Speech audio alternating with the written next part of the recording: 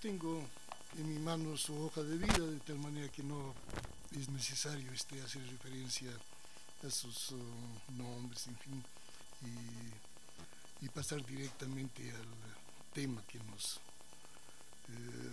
ha convocado a esta audiencia. Como usted conoce, se han formulado tres preguntas sobre la justificación de su aspiración de pertenecer a la Corte Nacional de Justicia, la primera, su experiencia profesional y su concepción sobre la administración de justicia del Ecuador. Usted tiene 15 minutos para exponer sobre estos temas, los va a contabilizar la señorita secretaria. Para facilidad, considero necesario o conveniente que dividamos estos temas en 5 minutos cada uno, de tal manera que le rogaría a usted hacerlo más sucinto posible, y si le sobra tiempo se explaye en alguna de las otras preguntas. Entonces, comencemos con la primera, sobre la justificación de su aspiración de pertenecer a la Corte Nacional de Justicia. Tiene la palabra. Bien, muchas gracias. Primeramente, buenas tardes a todos. Pese a que era innecesario decir el nombre, pero yo creo importante. Soy Marcelo Narváez, lo que es básico la identificación. En cuanto al primer punto de lo que se ha especificado en este momento, yo debo de precisar, quizás partir con algunas de las palabras que me enseñara mi padre, que a propósito falleciera poco tiempo, y que quizás incluso en su memoria forma parte de algunos de los objetivos y metas que tengo actualmente en mi vida, y que efectivamente una de estas es precisamente participar y querer llegar a la Corte Nacional de Justicia. Mi padre decía que las cosas más importantes de la vida, los actos más importantes de la vida y las decisiones más trascendentales de la vida, el ser humano los enfrenta solo. Dígase la muerte, el nacer, y de hecho entre las decisiones trascendentales mi padre graficaba y decía, claro, puede ser el matrimonio o el hecho de escoger la profesión. Yo parto de esto porque precisamente, claro, fue una situación de cuando uno quiere escoger la profesión.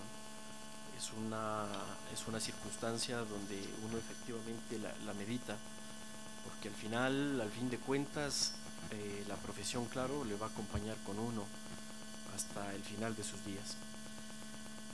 En esa orientación es de que efectivamente yo opté por el derecho.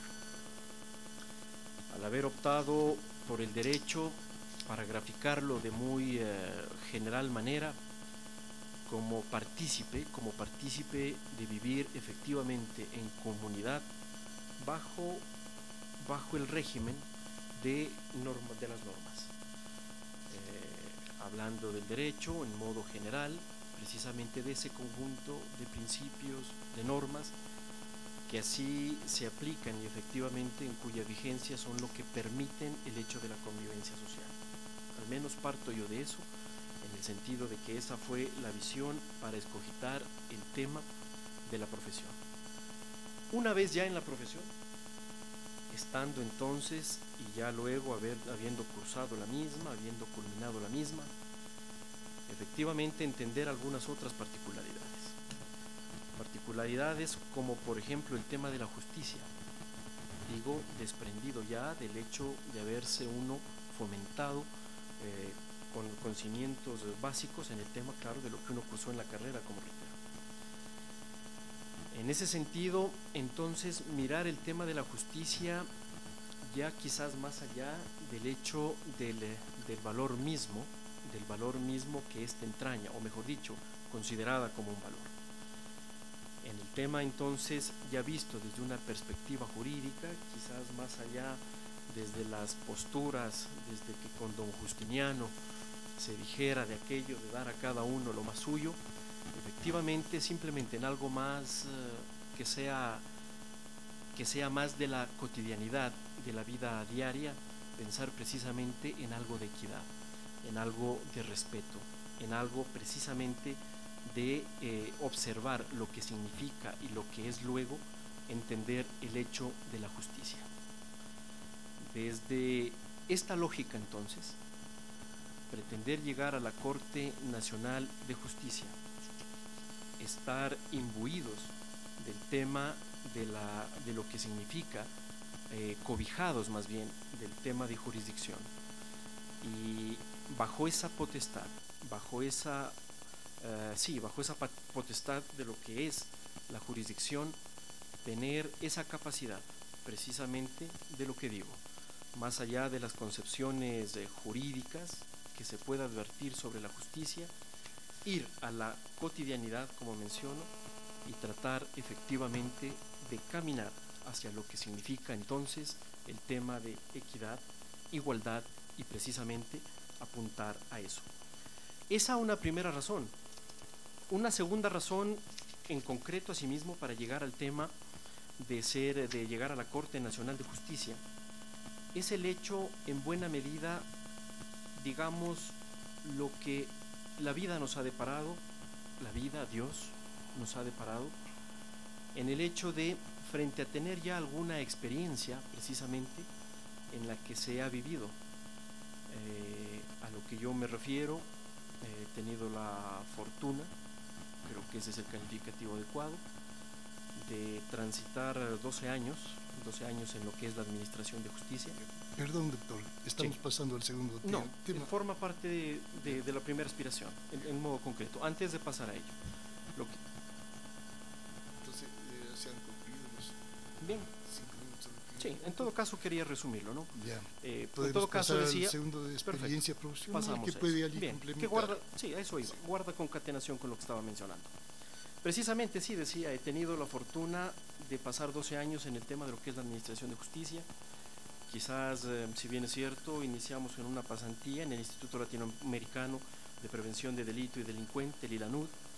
Luego hemos tenido la posibilidad precisamente de ingresar a trabajar a la Fiscalía General del Estado, iniciarnos como amanuense en esa institución, ser secretario, esto en un lapso de 2 años, luego ser fiscal por el lapso de 7 años y actualmente integrar un tribunal penal aquí en la ciudad de Quito, haberlo presidido por el tema de los cambios que así lo establece el Código Orgánico. Actualmente lo integro, habiendo culminado mi periodo, de haber presidido el tribunal.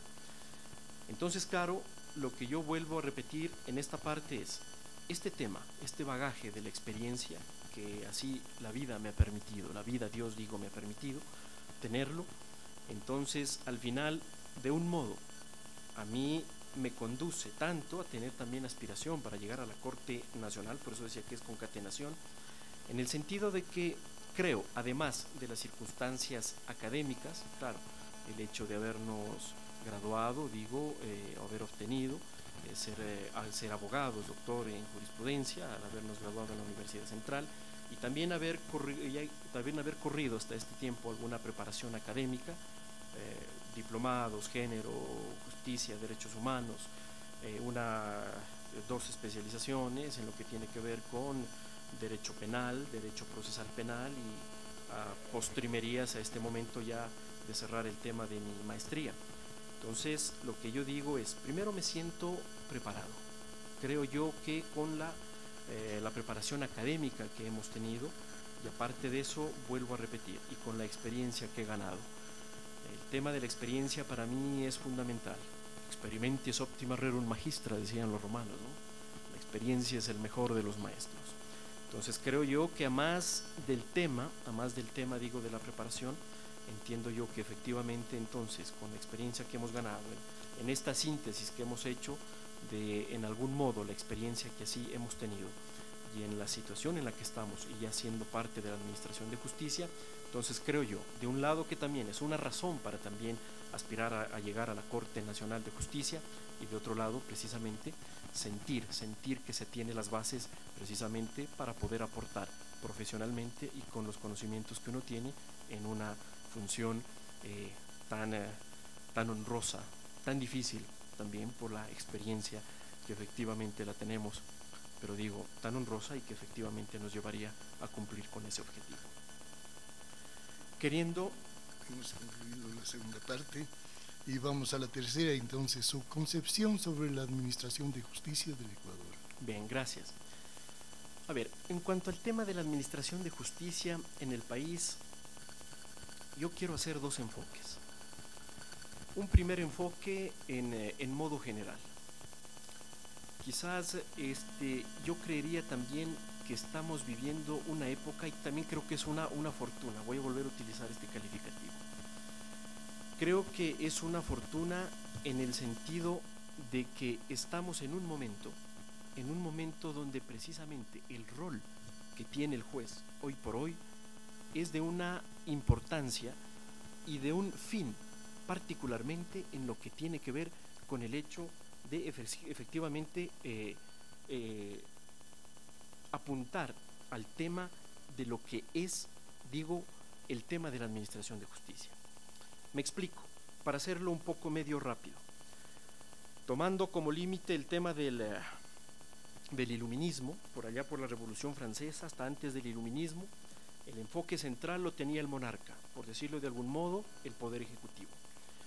Con el iluminismo vino con posterioridad el tema de donde el poder central que estaba, me refiero, en relación al hecho del desenvolvimiento de un Estado como tal, el segundo enfoque fue el poder legislativo.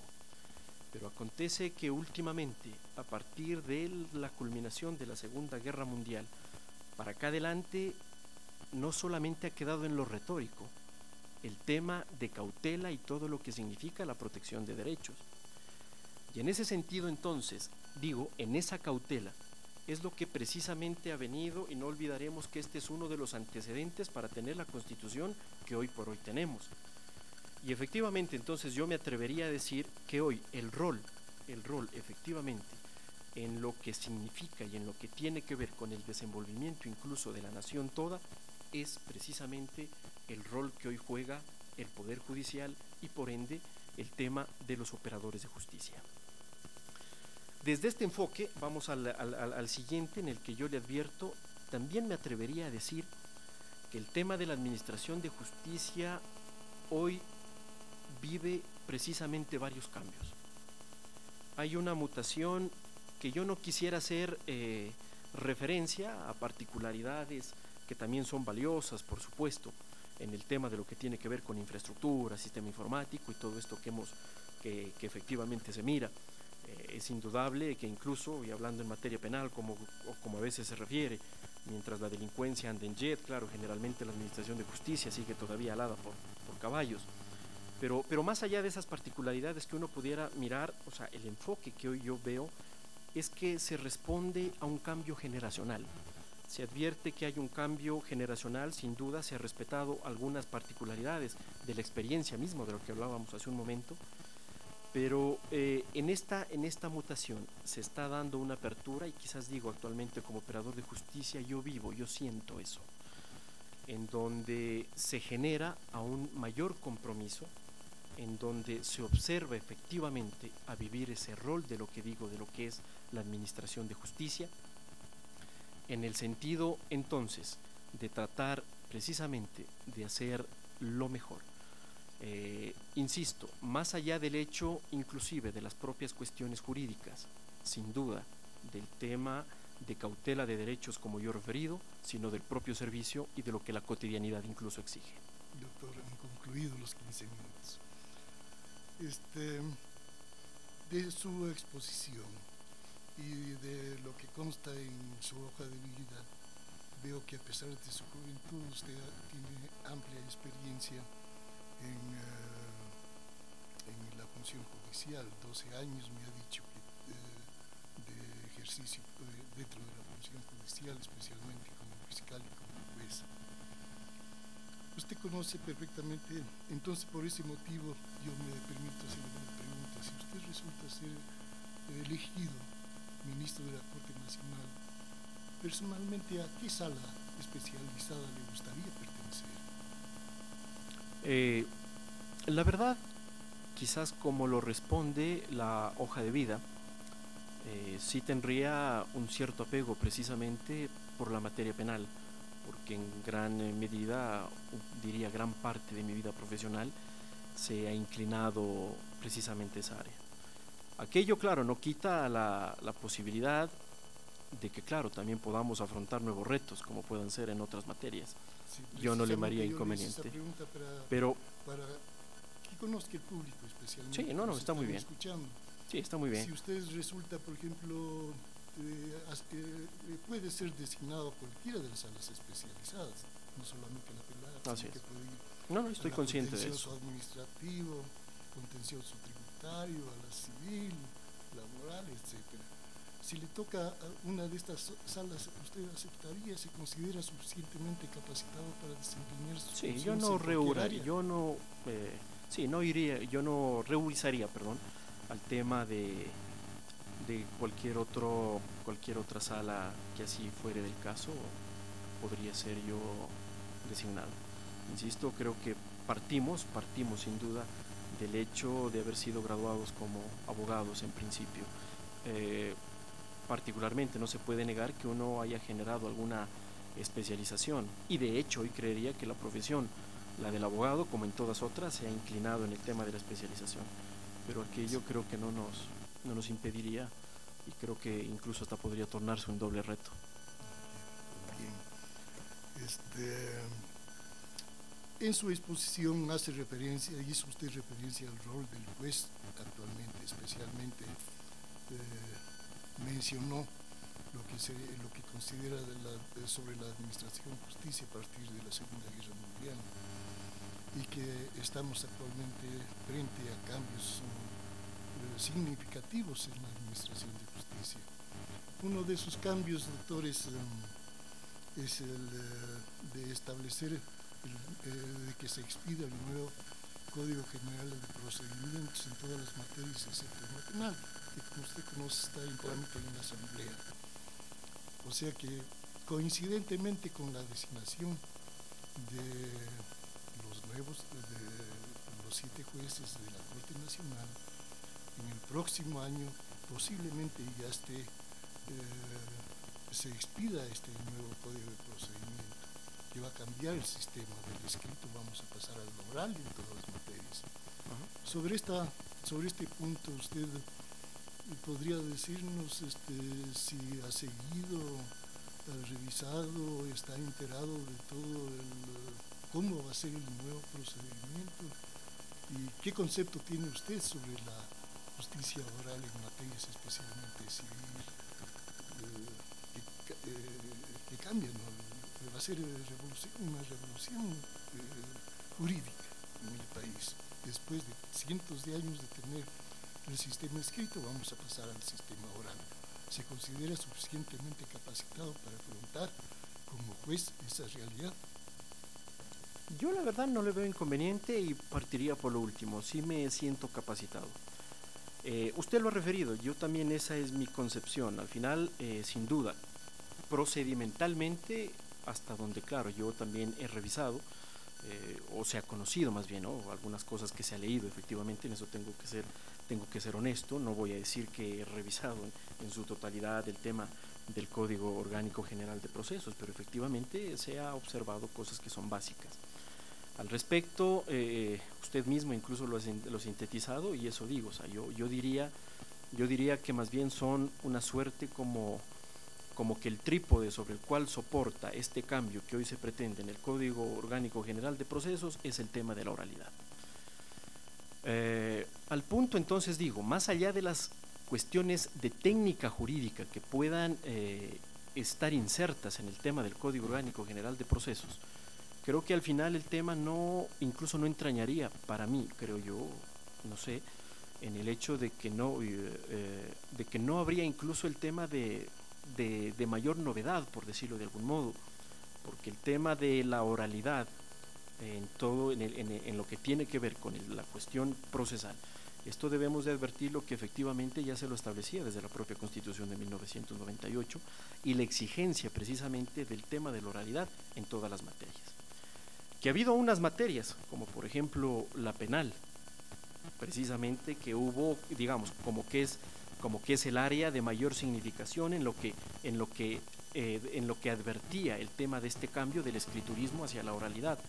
Me refiero particularmente con el Código de Procedimiento Penal del 2000 y lo que esto significa, y efectivamente todo lo que se ha evolucionado en materia penal y lo que hasta incluso hoy se conoce, el desarrollo de todas las audiencias y las resoluciones de modo oral.